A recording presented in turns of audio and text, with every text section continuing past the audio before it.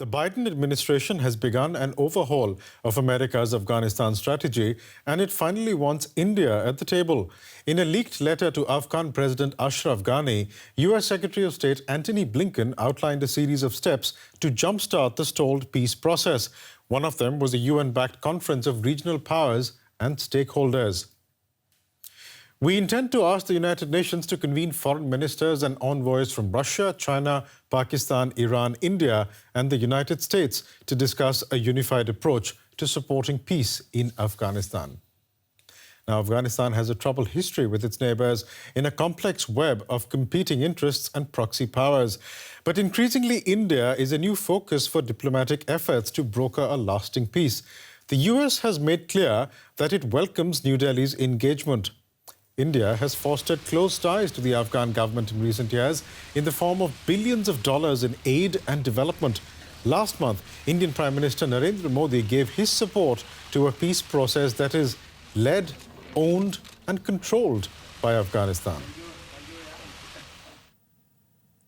And joining me now from Delhi for more is Shubhajit Roy. He's an award-winning journalist and reports on India's foreign relations for the Indian Express newspaper. Shubhajit, welcome.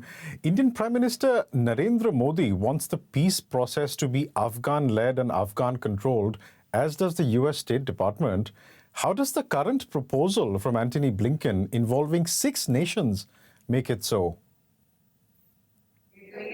Well, Biresh, the Indian position has always been that the Afghan peace process should be Afghan-owned, Afghan-led, and Afghan-controlled.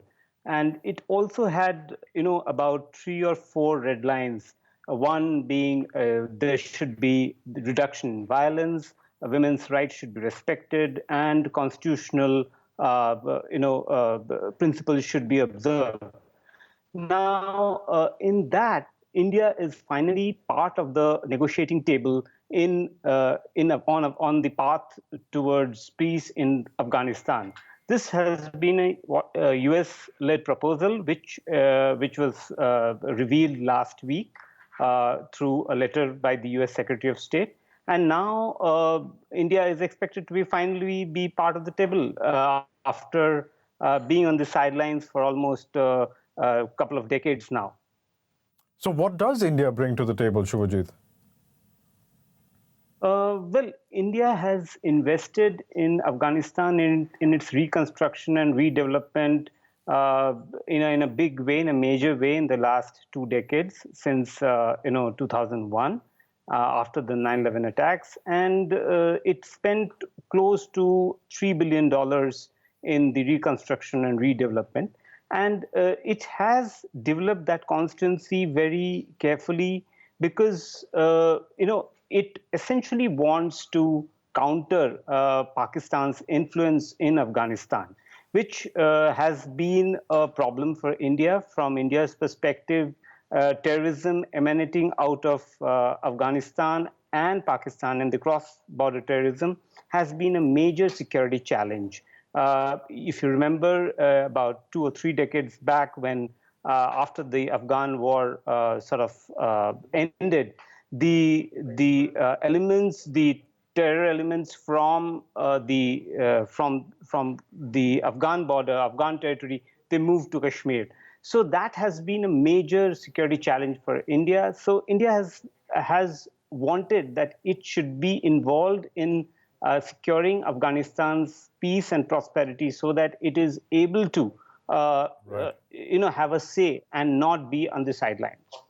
You said India wanted to counter Pakistan's influence, but then India will find itself sitting at the talks table with Pakistan and with China, 2 countries with whom relations haven't always been the best, let's just put it that way. And you also have Russia, which has been a traditional Indian ally who is expected to be at the talks table, but wasn't apparently too happy with India being part of this process. So I'm just wondering here, how do these 6 nations get together despite these nations having divergent interests?